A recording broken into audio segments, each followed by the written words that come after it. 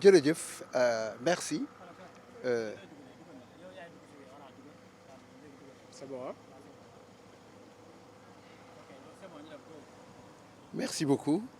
Je m'appelle Adama Gaye et je suis un journaliste sénégalais. J'ai eu la chance de vivre la démocratie sénégalaise depuis que le président Léopold Sédar Senghor a accepté le retour du pluralisme en 1978.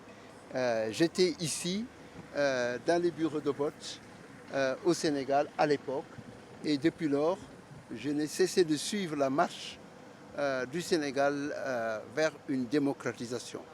J'ai vu ces dernières années le pays connaître de graves difficultés sur ce terrain-là, y compris des arrestations, des tueries, des pillages des ressources naturelles, foncières, financières, mais aussi un braquage systématique des ressources du pays et la destruction des acquis démocratiques de notre pays.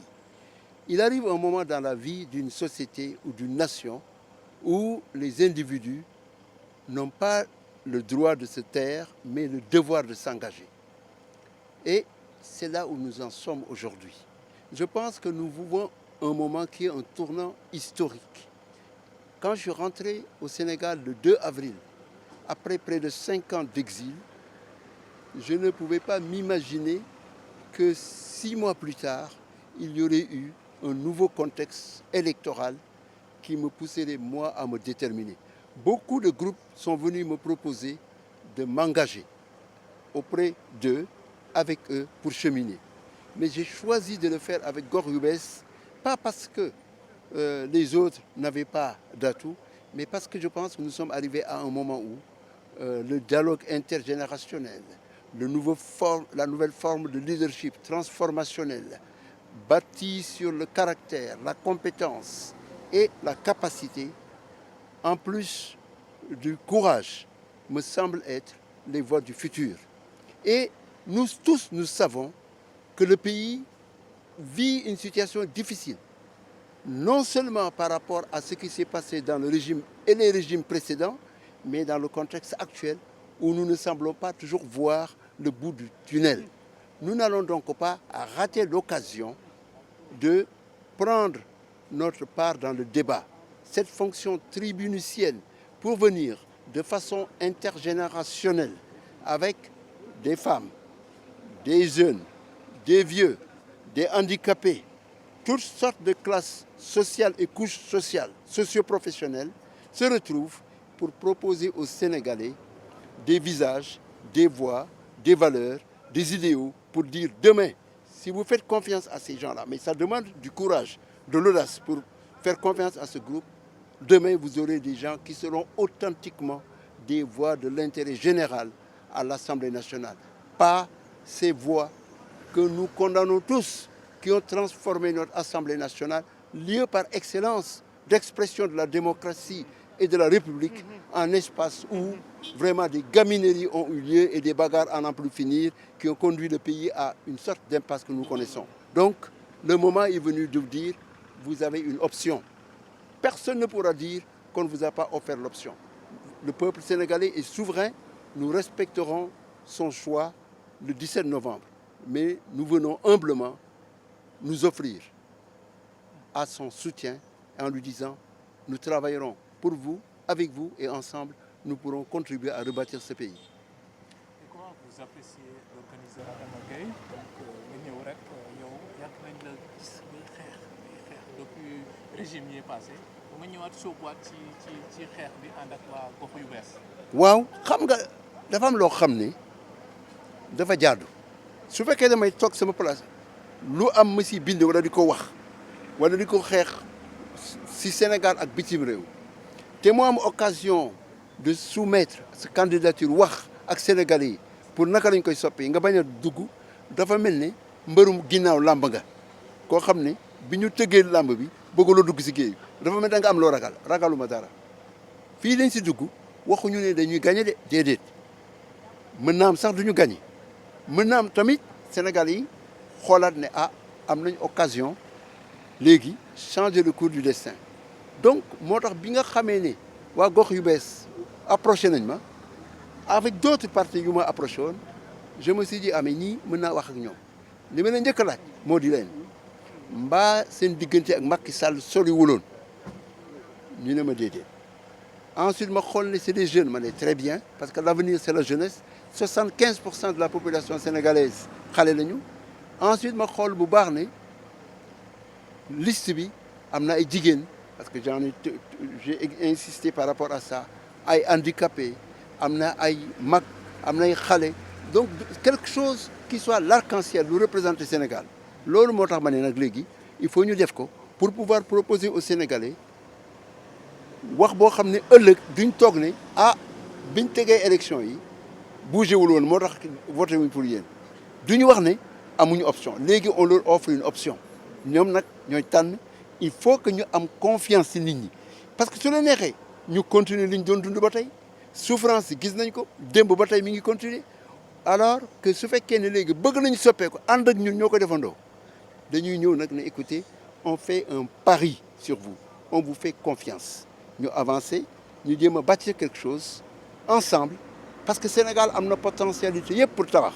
am nañu ressource naturelle am nañu ressource humaine am nañu ressource géopolitique am nañu un intérêt du monde entier qui s'oriente vers nous et qui nous regarde donc c'est le moment de donner une chance à l'espoir démocratique ñun loolu la ñu indi tey defe naa ne te ñun nekkuñu ay fokat nitu dëgg lañu mës ñu nekk ci caaxaan depuis wax naa la ko 1978 retour démocratie au Sénégal maa ngi ci combat bi mësuma dellu ginnaaw j'étais là quand les élections ont eu lieu à Paille d'Arachide j'étais jeune journaliste étudiant à l'époque ba tey ñu ngi continuer donc mu ñu changer il y a la cohérence il y a la congruence et il y a véritablement la rigueur que nous offrons au Sénégal et nous pensons avoir une petite expertise associée à celle des autres cette mutualisation des forces suñ ko defee defe naa ne mën nañu au moins commencer par poser les problèmes de ce pays on ne va pas les résoudre du jour au lendemain mais au moins nous offrons aux Sénégalais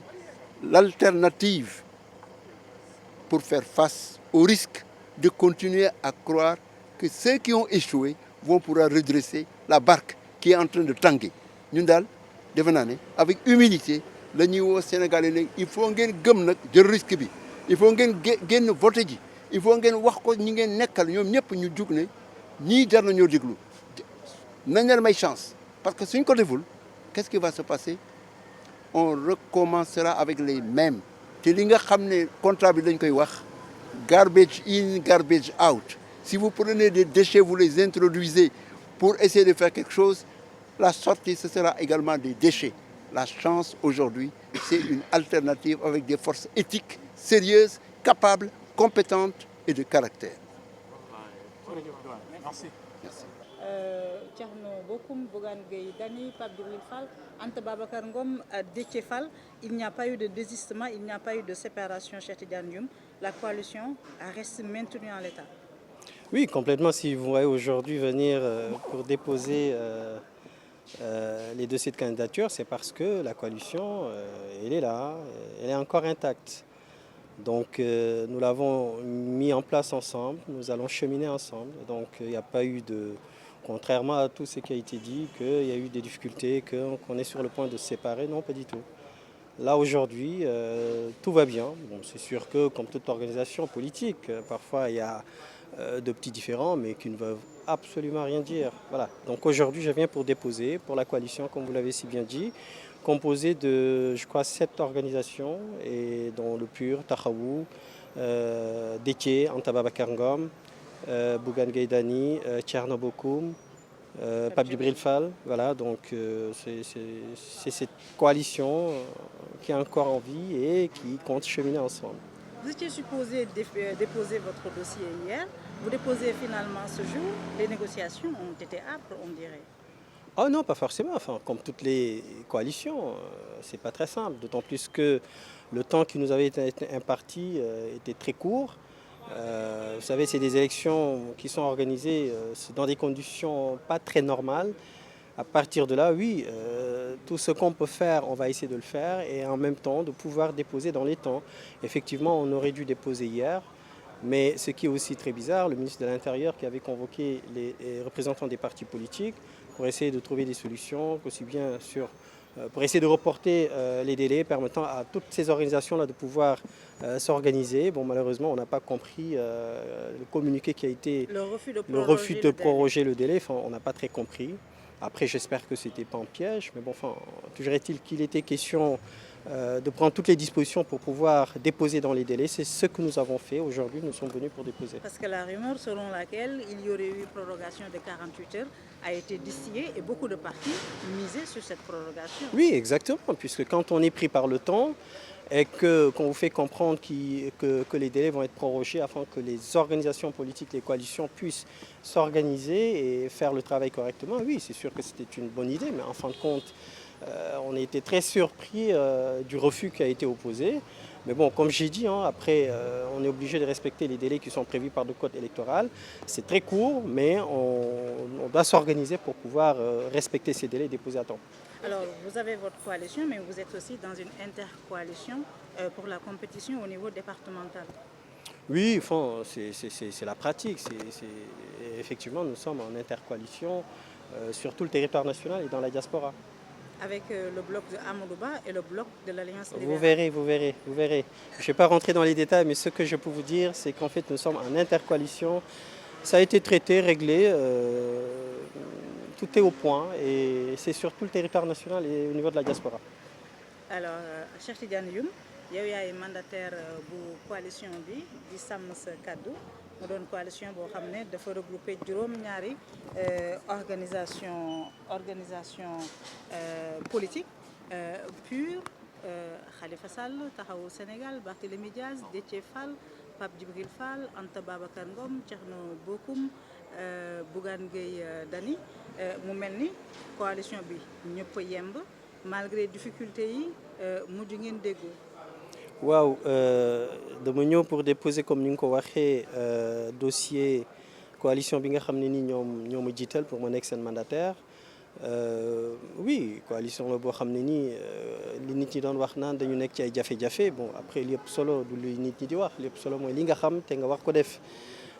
Donc bloc bi nu ñu ko constitué dès le départ bloc boobu moo nekk ba léegi on travaille ensemble di liggéey guddi ak bëccëg pour mën a ànd dem ci élection yi donc problème yi ñu ci doon wax je pense pas que am na problème yu am solo ci organisation bu nekk nit ñi dinañu am ay gis-gis yu wuute mais loolu ay éléments yu mineurs la par rapport à l'objectif bi nga xam ne nii moom la ñuy fixé donc aujourd'hui tout va très bien je touche du bois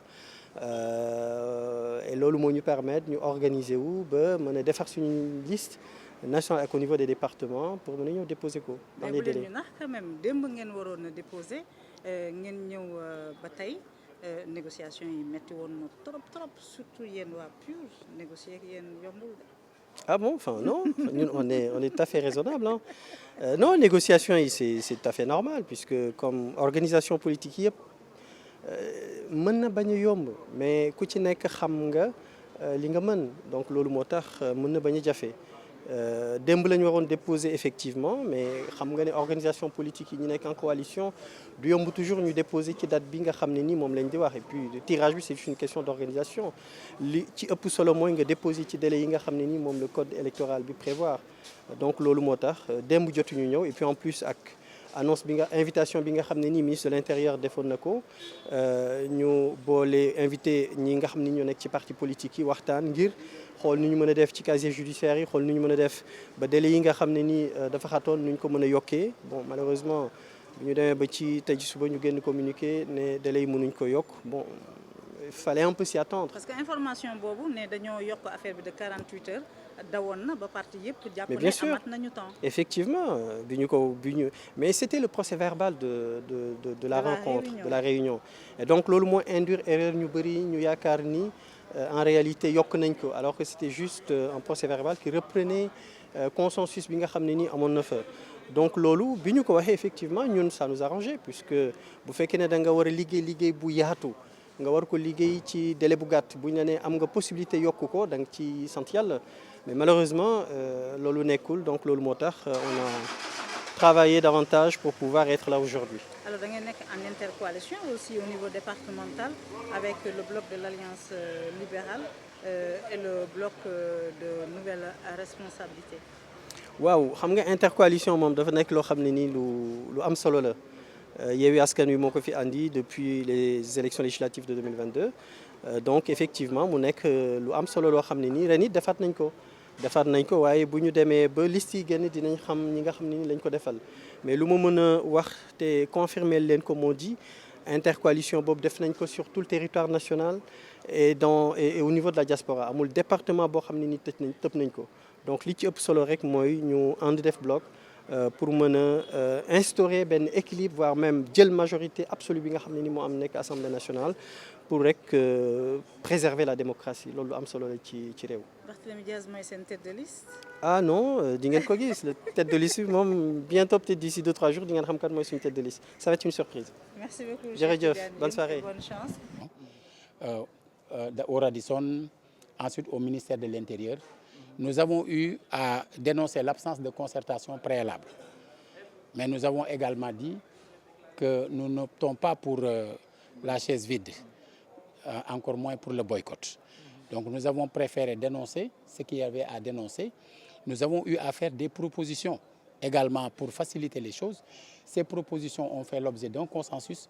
Malheureusement, ça a été rejeté par les autorités. Malheureusement. Nous avons remercié la société civile qui avait pris des initiatives dans ce sens.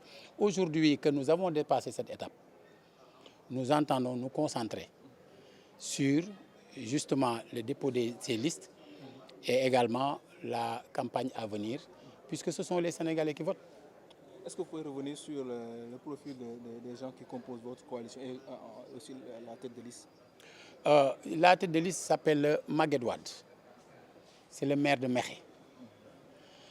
Nous avons sur cette liste des Sénégalais d'horizons divers. Pas seulement de l'Alliance Jëf Jël. Je vous ai dit qu'il y a un groupe de citoyens regroupés dans le cadre de Takku Liggéey Sénégal et qui, en rapport avec l'Alliance Jëf Jël, ont pu constituer cette liste qui va être une liste de propositions, une liste qui entend incarner ce que signifie véritablement représentant du peuple.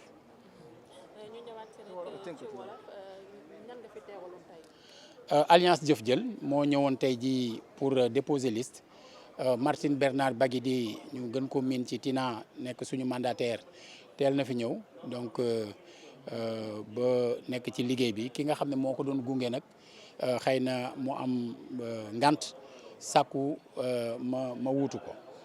Alors liste Alliance Jëf Jël boobu mi ngi tudd Jëf Jël Takku Liggéey Sénégal ñu ànd ci nag ak ay sénégalais yoo xam ne ñii Jëf Jël lañ bokk ñii ci kuréel bu ñu tuddee Takku Liggéey Sénégal la ñu kuréelu ñooñu nag ñu joxante loxo ngir gis-gis buñ bokk gis-gis boobu du leneen lu dul élection yi ñu jëm dégg ngeen ñu bëri di wut doole ñii di wut doole ngir jox ko président donte démb leneen lañ doon wax ñii di wut doole pour xeexe ko président donte démb leneen lañ doon wax ñu ni benn doole moo war am assemblée nationale muy doole askanu Sénégal képp koo xam ne tànn nañ la fa muy téeméer yi ak juróom benn fukk ak juróom ci ay député ay ndawu askan wi la ñu war a doon buñ fa nekkee waruñu faa nekkal président waruñu faa nekkal parti politique waruñu fa nekkal coalition yeeg parti yi bu ñuy jongante la am njëriñ mais bu ñu jongantee ba noppi ba ñu tànn ñooñu ñu tànn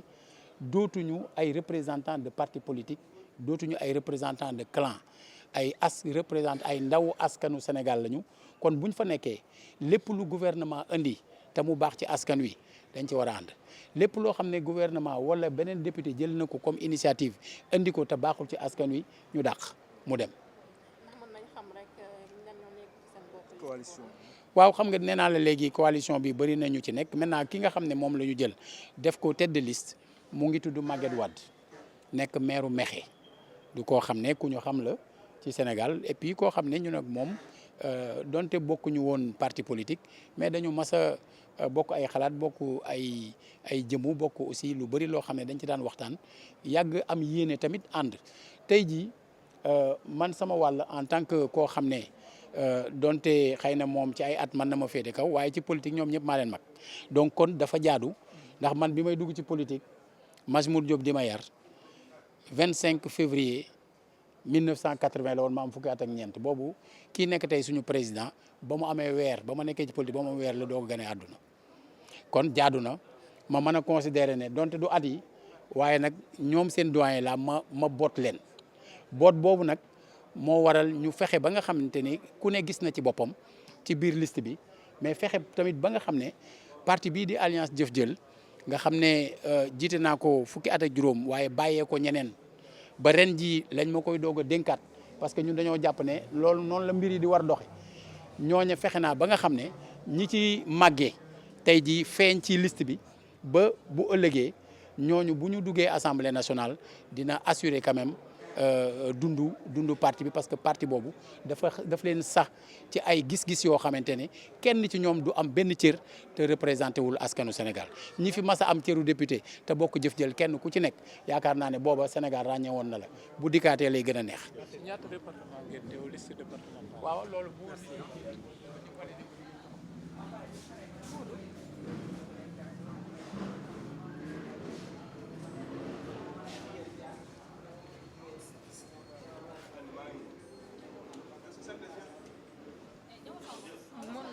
allo daam la ma koy fàttali mu jeex dama koy fàttali que ne waa APR ñu ngi si biir ak ñoom kii liggéey na guñ ba tey waa Amadou Ba waaw.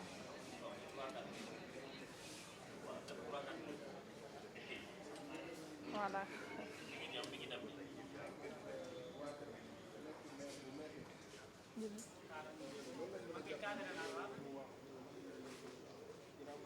Je suis de la coalition La Marche des Territoires Andu Nawlé.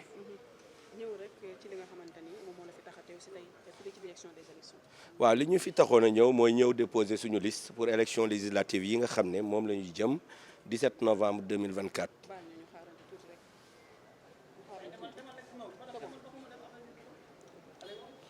waaw li ñu fi taxoon a ñëw mooy déposer suñuy liste ci élection législative yi nga xam ne fa la ñu jëm ci turu la coalition la marche des territoires Andu Nawlé muy liste bi nga xam ne le maire de Malicounda Maguette Sène moom moo ko dirigé man nii nekk maire Adama Diallo bu Gossas ñun ñëpp ñu bokk ci liste bi muy liste bi nga xam ne les acteurs territoriaux notamment les élus et les acteurs du développement communautaire groupement de femmes acteurs de développement territoriaux ñoom ñoo décidé porter seen liste di wax sénégalais yi pour ñu voter leen massivement parce que jàpp nañ ne loo xam-xam nit ba bëgg kaa taxawal ci pencum ndaw réew ma nit ki gën laa xam boppam donc désormais ñun dañoo bëgg a dem élection pour que suñuy goxaat mun ñu yónni bu ko defee suñu demee ñu mun leen a taxaw ci assemblée nationale.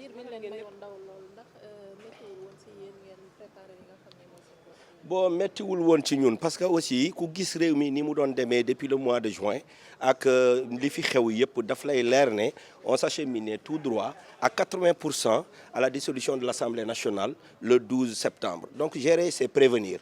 Donc c'est vrai qu'il y avait un inconnu, mais il y avait également un connu. Ce qui était connu, c'est que le président de la République amoon na possibilité ak sañ-sañu tas Assemblée nationale à partir du 12. Ce qui était inconnu mooy est-ce que dina ko def wala du ko def comme dès lors que yow am na lu fa nekk li ci des gestion de risque lay doon ñun li ñu préféré woon mooy gisee suñu biir waajal suñu bopp créer suñu coalition jublu ci liggéey bi ba yàlla dimbali nañu tey alhamdulilah déposé nañu suñu liste ci jàmm.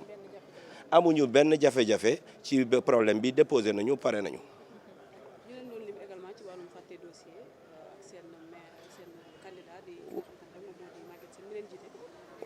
waaw xëy na dafa am rek journaliste bu jege woon suñu oto ñuy wax ci suñu biir di génnee dossiers yi bi ñuy génnee dossiers yi nag may laaj am dossiers yi nga xamante ni génnul woon waaye nag moom avant mu fay jógee sax daanaka gis na ne jox nañ ñu dossier bi ñu dem dugal ko ndax ni ñu ko aménagé woon ci biir oto bi ñu doon transporter bagage yi loolu rek la woon waaye bi ñu duggee fii moom alhamdulilah zéro faute liste bi déposé nañ ko jox nañu suñu récépissé de dépôt fii ak ajjuma bii di ñëw waa direction générale des élections dinañ saytu dossier bi suñ ci gisee ay jafe-jafe dinañ woo mandataire bi mu ñëw xool ko buñ ci gisul ay jafe-jafe incha allahu rabbi bu ñu publier liste yi le 7 suñu tur dina ci génn ñu jublu ci nommer suñuy membre de bureau de vote tànn suñuy mandataire dem ci campagne électorale bi fas yéene am ay député yu bëri pour ñu toogal gox yi ak goxaat yi ci biir assemblée nationale. man sama tur Adama Diallo laa tudd man maay tête de liste départementale bu Gossas Maguette Sène nekk tête de liste nationale la coalition bi tudd la marche des territoires Andu Nawlé. Docteur El Hadji Ibrahima Mbow, je suis le président du parti politique Union Citoyenne Buntu Bi et en même temps mandataire de la liste de Buntu Bi. Comment s'est passé votre dépôt de liste? D'abord, vraiment, je me félicite un peu de l'organisation des dépôts. La commission a mis en place un process pratique et efficace et que nous avons pu déposer vraiment dans les meilleures conditions. C'est vrai que c'est l'administration sénégalaise qui est compliquée parce que c'est vrai que tout le monde a souffert de la recherche des pièces comme le casier judiciaire et la légalisation des documents. Et j'avais dit au ministre que ce sont des documents qui ne sont pas nécessaires aujourd'hui. Demander un casier judiciaire alors que ce document est conçu par l'État, contrôlé par l'État, vérifié par l'État et remis par l'État, c'est rajouter de la peine aux citoyens. Il faudrait que les Sénégalais comprennent que quand on parle de modernisation de l'administration, c'est simplifier le quotidien de nos compatriotes. Naturellement, au niveau de Buntu Bi, on n'a pas eu de soucis particuliers parce que nous avions anticipé ces élections. Pareil pour la légalisation. La carte d'identité CEDEAO est numérisée. Naturellement, il n'y a pas le nom du père et de la mère, alors que pour avoir un casier judiciaire, on le redemande. Nous avons énormément d'anachronismes et de difficultés. Voilà pourquoi je dis souvent que notre administration, elle est coûteuse, elle est parasite, elle est à la fois chronophage et elle ne rend pas service aux compatriotes.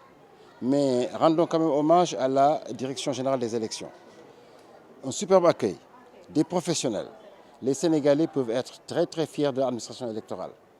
Et d'ailleurs au Sénégal, je pense que quand on regarde le nombre d'alternances, le nombre de processus, surtout la validité et la transparence dans la publication des résultats au soir des élections, nous pouvons être fiers. Le Sénégal est une grande démocratie en matière électorale. Il faudrait qu'elle le soit pour tout le reste. Et malheureusement, les chantiers sont importants. Comment vous appréciez le fait que avant-hier ou hier, il y avait un consensus pour la prorogation de la date, voilà. Et par la suite, le ministère de l'Intérieur est revenu pour fixer la clôture aujourd'hui à minuit. Non, il n'y avait pas de consensus. Pour une raison simple, moi je suis un acteur majeur du processus. Union Citoyenne Buntu Bi est à sa 11e élection. Je n'ai pas été à cette réunion, je n'ai pas été au courant, je n'ai pas été convoqué. Mon parti a déjà eu un député. Mon parti a aujourd'hui des présidents de conseil au niveau des départements. Mon parti a des maires, mon parti a des conseillers municipaux et naturellement je n'ai pas été convoqué. Il y a beaucoup d'acteurs qui n'ont pas été au courant de cette rencontre. Il était important en cas de difficulté, puisque c'est vrai qu'il y a des difficultés, quand on dissout l'Assemblée nationale et qu'on organise des élections anticipées, c'est évident qu'il y a des difficultés pour l'organisation et l'ordonnancement des actions. Mais vouloir modifier ça de manière consensuelle, ce n'est pas tout à fait démocratique. Naturellement, les décisions du Conseil constitutionnel... Non, moi je ne suis pas... Non, c'est pas ça que je veux dire. Moi je pense qu'il faudrait que les Sénégalais apprennent à anticiper. Tout le monde savait qu'on allait vers une dissolution de l'Assemblée nationale. Tout le monde savait qu'une élection législative, c'est dans les 46 départements du Sénégal et dans les 8 de la diaspora. Mais naturellement, les acteurs politiques aussi doivent anticiper. Mais c'est vrai que nous, c'est notre culture. Hein. On attend toujours le dernier moment pour chercher des documents, pour se renseigner, pour faire des rencontres. Et ça, ce n'est pas, je vais dire, une bonne démarche. Bien entendu, nous sommes dans une situation exceptionnelle. À situation exceptionnelle, démarche exceptionnelle et résultats exceptionnels. Voilà pourquoi on a quelques difficultés. Mais je pense que tout est en train de bien se passer. Naturellement, nous avons encore quelques jours devant nous pour aller en campagne électorale, échanger avec les populations. Nous qui avons élu le président Diomaye, nous qui avons voté, nous qui sommes membres de la coalition Diomaye Président, nous avons porté un projet. Et Union Citoyenne Buntu Bi veut justement aller à l'Assemblée nationale pour qu'on respecte nos engagements. Pour que, en termes de, j'allais dire, de loi économique, de loi sociale, qu'on puisse changer le Sénégal et la transformer positivement. Et ça, c'est un chantier vaste. Voilà pourquoi je pense qu'il faut aller vite. Quand on dit aller vite, que c'est un vrai combat, ce n'est pas un combat entre nous. Nous devons être un pays serein, un pays humaniste, un pays de civilisation, j'allais dire, citoyenne. Il faudrait naturellement qu'on prenne à bras le corps les problèmes. Et naturellement, c'est par les aides.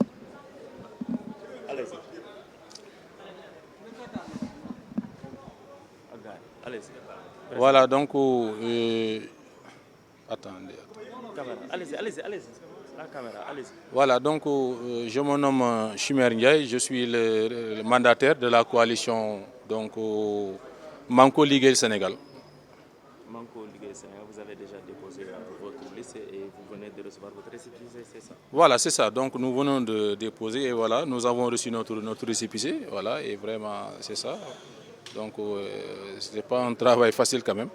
Mais voilà, alhamdoulilah, nous remercions vraiment le bon Dieu parce que c'est une coalition dirigée par M. Souleymane Ndiaye.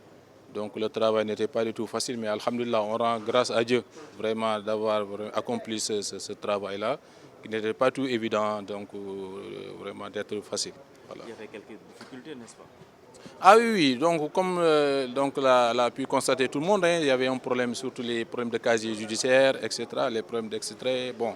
Mais nous, de notre côté, vraiment, alhamdulillah, vraiment, on a déposé et vraiment, on a fini à avoir tous nos dossiers donc, complets. Et puis voilà, on laissera maintenant la tâche à la commission maintenant de voir bien qu'est-ce qu'il y a lieu de faire. L'espoir est permis? Ah bien sûr, hein, parce que d'abord, nous avons une grande coalition et puis on a vraiment Souleymane Ndiaye qui est notre leader, qui est un grand responsable. Et puis voilà, nous y travaillons, Inch'Allah, dans l'avenir.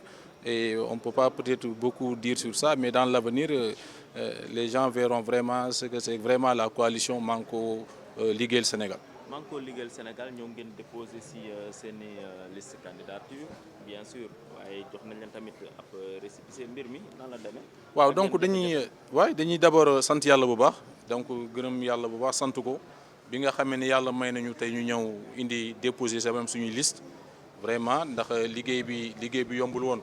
ndax ñun ñooy suñu coalition mooy Manko Liggéeyal Sénégal bi nga xam ni Souleymane Ndiaye mooy suñu njiit moom moo ci nekk donc liggéey bi yombul woon wax dëgg yàlla waaye quand même yàlla suturaal nañu ba liggéey nañu si maanaam si lépp lu ñu si war liggéey avec suñu ay militants suñu ay ñëpp suñu coalition ñëpp liggéey si takku si ba dëgër ba yàlla def tey sutura ba ñu mën a indi suñu ay dossier ba déposer ba jot suñu récépissé de dépôt. li ci metti woon bokk na ci casier judiciaire. waaw comme nous ko ñëpp constaté hein, vraiment c'était très difficile casier judiciaire pour nga am ko coow la woon donc mu nekkoon ay mbir yu parce que délai bi dafa gàttoon mais bon alhamdulilah ñun daal coalition Manko Sénégal ñun ñi ngi sant yàlla bu baax di gërëm ba ñu yàlla defaree sutura tey ba nu ñëwee ba indi suñu ay dossiers ñu yaakaar ni alhamdulilah avec la commission ñu yaakaar am yaqin ne suñu ay dossiers macha allah lépp mat na. indi nañ ko liggéey nañ ko nuñ ko war a liggéey ndax yombul def nañu ay fan duñu nelaw nekk ci di liggéey ànd ak vraiment le président de la coalition di liggéey ba yàlla sottal tey ñu ñëw ba jot suñu ay récépissé kon dañuy sant yàlla bu baax. Merci. Je vous en prie. Merci beaucoup. La tête de liste, c'est Ousmane Sonko. Donc sans surprise et tout naturellement, à l'unanimité, donc nous avons décidé dans notre liste, PASTEF, avec ses alliés, comme nous l'avons dit, nous partons sous la bannière PASTEF. Avec les alliés que vous avez cooptés. Avec des alliés avec qui nous étions ensemble et qui ont souhaité, en tout cas, continuer le chemin pour les législatives. Et c'est une liste inclusive, une liste vraiment qui regroupe, en tout cas, toutes les sensibilités dans sa diversité, des jeunes, des femmes, des plus âgés, et sur tout le territoire, donc les 46 départements, les 8 circonscriptions de l'extérieur. Donc nous pensons que c'est une liste gagnante et qui va nous donner la majorité, une majorité confortable à l'Assemblée nationale le 17 novembre 2024. Une liste qui risque de soulever des vagues? Non, je ne pense pas, parce que... À cause des nombreux militants laissés en... Oui, bon, effectivement, nous avons effectué un processus d'investiture à la base, dans tous les départements et dans la diaspora, et ça a suscité beaucoup d'engouement, beaucoup de candidatures, des milliers de candidatures, mais malheureusement, vous savez, les candidats ne peuvent être que 327, titulaires et suppléants compris. Et il y a eu des choix qui ont été effectués, mais c'est dans le sens de l'intérêt général, c'est dans le sens de l'intérêt de la liste, de l'intérêt du parti et vraiment de l'intérêt du projet. Et c'est ça le plus important, parce que l'enjeu, c'est vraiment d'accompagner le président de la République dans la mise en œuvre du projet pour lequel il a été élu le 24 mars 2024, avec une Assemblée nationale qui ne sera pas là pour bloquer, mais qui sera là pour travailler pour le bien des Sénégalais, qui représentera les Sénégalais. Donc, la liste à Dakar? Bon, ça, nous n'allons pas vous donner quand même tout le détail. En tout cas, au niveau des départements, vous en saurez plus quand les listes seront publiées. mais nous pouvons vous dire que la liste regroupe des responsables, des militants, des alliés, et vraiment, donc, c'est une liste quand même qui est inclusive, une liste qui, en tout cas, ressemble au Sénégal dans sa diversité, dans sa pluralité. Et c'est ça le plus important. Il y a une intercoalition qui va rassembler Jàmm ak Njëriñ de Amadou Ba, Sàmm Sa Kàddu avec les Khalifa et l'Alliance libérale. Ils vont rééditer le coup des législatives de 2022. Oui, bon, nous leur souhaitons bonne chance. Nous n'avons pas peur de cette intercoalition. Nous ne craignons pas cette intercoalition. Elle ne nous risque pensons... pas de bouleverser les règles? Non, non, non. Bon, vous savez, quand vous multipliez des 1% et des 2%, ça ne vous donne pas grand-chose. Hein. Donc, on a vu les dernières élections, ce qu'ils avaient. Donc, si c'est ça qu'ils veulent additionner, bon, nous leur souhaitons bonne chance. En tout cas, nous pensons que la liste qui est conduite par le président Ousmane Sonko sera la liste qui va gagner ces élections législatives le 17 novembre 2024. Et cela vraiment sans contestation et sans bavure, parce que c'est ce que les Sénégalais souhaitent. Les Sénégalais souhaitent le changement, les Sénégalais souhaitent la rupture, les Sénégalais souhaitent la mise en œuvre du projet. Donc pour mettre fin à la gabegie, au gaspillage et vraiment à toute cette mauvaise gestion qui a été en tout cas exacerbée ces dernières années. Donc nous sommes confiants. waaw man maay mandataire bi. Donc kan mooy tête de liste bi? Si vous permettez, parce que l'année dernière après heure, il vous était difficile de franchir ce portail. Aujourd'hui vous êtes là, ça vous rappelle quoi maintenant? Oui, bon, je l'ai dit la dernière fois, donc on constate que les conditions de cette élection, quand même si ce sont des élections législatives anticipées avec des délais réduits, en tout cas, se font dans des conditions de transparence, d'inclusivité, et l'information est partagée à tout le monde. Donc, on a une DGE qui est ouverte à tout le monde, et ça, on s'en félicite. Et nous voulons que ça continue comme ça, de conforter et renforcer l'état de droit et la démocratie. C'est le plus important. yow yaay mandataire liste Pastef. kan mooy seen. waaw suñu tête de liste moom Ousmane Sonko la donc loolu yaakaar naa du surprise liste la boo xam ne nag day vraiment dajale ay responsables ay militants ak ñoo xam ne ay alliés nañu vraiment donc ànd ak le président Bassirou Diomaye Faye donc premier ministre Ousmane Sonko jiite liste bi. donc ñu am yaakaar ni liste boobu nag su ko sénégalais yi gisee nañ ko sawar a votel parce que liste bu niroog lu sénégalais yi di xaar la donc diversité ak yaakaar naa compétence yëpp a ngi ci te lu ñu bëgg mooy assemblée nationale boo xam ne dañ koy jubbanti assemblée nationale boo xam ne dañ koy soppi wute ak lu fi nekkoon assemblée nationale boo xam ne maanaam du liggéey assemblée nationale boo xam ne day nekk loo xam ne maanaam théâtre lay doon mais dañuy indi assemblée nationale bu bees boo xam ne vraiment dina représenter dignement les Sénégalais. donc contestation bi bari na de contestation bi ndax investiture yi. waaw investiture yi moom yaakaar naa ni indi na engouement nit ñi ñu bëri à la base parce que ñun dañu choisir daf investiture à la base ñeneen ñi defuñu ko donc ñun dañu def démocratie interne ñu laaj coordination départementale yi circonscription yu nekk ci diaspora yi ku nekk na ngeen déggoo am consensus tànn seen candidat ñu am consensus ñun laaluñu ci dara ñu amul nag consensus loolu parti bi dafa obligé trancher arbitrer mais lu ci am solo rek lu ñu jiital mooy intérêt parti bi intérêt liste bi intérêt projet bi te loolu yaakaar naa ni moo ci am solo et sénégalais yi en tout cas yàkkamti nañu vraiment lu ñu diggee woon au soir du 24 mars 2024 ñu mun ko mettre en œuvre ñu mun ko exécuter mais loolu pour ñu mun ko def il faut que ñu am assemblée nationale boo xam ne day am majorité boo xam ne majorité bu confortable la pour permettre président Bassirou Diomaye Faye ak gouvernement am ñu liggéey commencer mettre en œuvre seen promesse. opposition bi teg nañu li nga xam ne moom mooy intercoalition ci département bi ak diaspora bi muy le groupe Amadou Ba Macky Sall et la famille libérale ak ñoom Khalifa Sall mu mel ni rek dañoo tegaat porox ndoll yi ngeen tegoon en 2022 ragaluloo mu sonal leen ci élection bi. non ragaluñu loolu yaakaar naa ni gis nañ lu ci ëpp si ñoom score ñu yoroon ci présidentielle ay 1% ak 2% loolu soo ko dajalee yaakaar naa jox la majorité donc mën nañoo bëri nag mais lu ñu gëm mooy sénégalais yi lu ñuy xaar mooy changement bi incarné en tout cas par le gouvernement du président Bassirou Diomaye Faye te liste bi mooy mun a indi assemblée nationale ba nga xam ne dina liggéey dina permettre tey voter budget ba nga xam ne président de la république dina mën a réaliser promesse am yaakaar naa ni loolu moo ci ëpp solo ñooñu dajaloo nag gis nañu lu ñu mënee woon pendant 12 ans ñeneen ñi pendant 10 ans 12 ans ces 25 dernières années suñu dajale waatee ñëwaat ànd ñoom ñëpp yaakaar naa ni occasion la nga xam ne sénégalais yi dañuy am vraiment mettre fin définitivement ak système boobu. donc loolu occasion la pour sénégalais yi en tout cas ñun taxaw nañu temm pour en tout cas gunge leen ci occasion bii ñu am mettre fin à ce système parce que sénégalais yi waruñu rater occasion boobu incha allah. mooy enjeu la cette député kan moo jiite liste bi. bon du ñu dugg ci détail yu département parce que liste bi ñoo ngi ñëw pour déposer mais dina suñ ko publier yaakaar naa dina leer def nañ ci ay ñoo xam ne vraiment ñu ay Dakar waa nañu te gox bu nekk noonu nañ ko defee dans tous les départements et dans la diaspora incha allah. jërëjëf lu tax ñu guddee moom c'est normal liggéey bi vérification. bokk ci plateforme ànd dooleel liggéeykat yi mooy coalition boo xam ne dafa fas yéene def élection législative président Issa Dieye mooy candidat mooy kii bi mooy tête de liste bi en tout cas ñu ñëwoon tey def déposé suñu liste bon loolu la.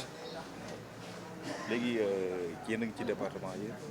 waaw ñu ngi ci département yi ci ëpp ci Sénégal déposé nañ suñu liste titulaire ak lépp li nga xam ne war nañ ci dem pour élection déposé nañ ko li tax loolu mooy ñun artisans yi maanaam coalition la boo xam dafa seq li ëpp ci artisans yi muy 120 corps de métier yi nga xam ne ñu ngi ci Sénégal nekk ay artisans ak chauffeurs yeeg ñëpp ñu ngi ci biir bon ñu fas yéene demal suñu bopp ren assemblée dañu daan yónni ay nit ci suñuy soxla ñu dem taxaw di ko wax ren ñu bëgg demal suñu bopp wax li nga xam ne mooy suñu jafe-jafe parce que nit ki li muy wax mu dund ko moo gën a kii beneen bi tamit ñu ñëw pour nekk équilibre troisième force bi nga xam ne dañ ko bëgg a def ci Sénégal maanaam comme Sénégal barki démb def na révolution bu ñuy wax ci wàllu politique ñun dañu bëgg indi révolution ci wàllu économique mooy dañu fas yéene assemblée bii ñu jëm dootul nekkati assemblée boo xam ne dañuy défendre Samba wala Demba dañuy défendre parti tel wala parti tel dañu ñëw fas yéene di wax ci xam-xam